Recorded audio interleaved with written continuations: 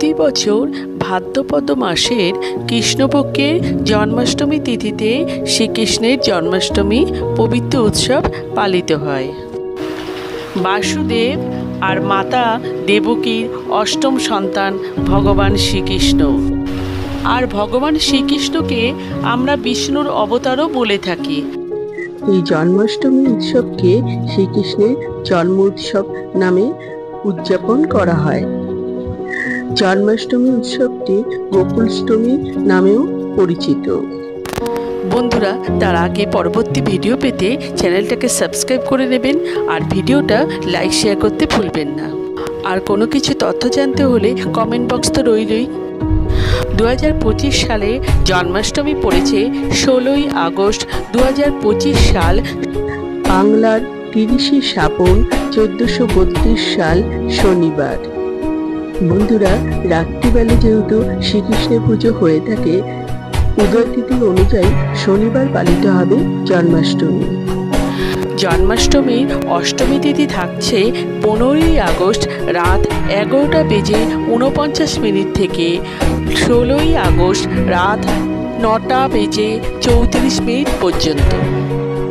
স্মার্ত মতে ইংরেজি 15ই আগস্ট দুপুর 3:25 থেকে ইংরেজি 16ই আগস্ট শনিবার দুপুর 1:04 পর্যন্ত।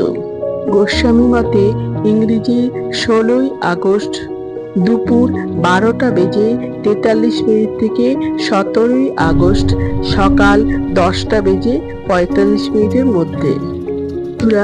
জন্মাষ্টমীর ক্ষেত্রে রোহিণী নক্ষত্র যোগ অত্যন্ত গুরুত্বপূর্ণ।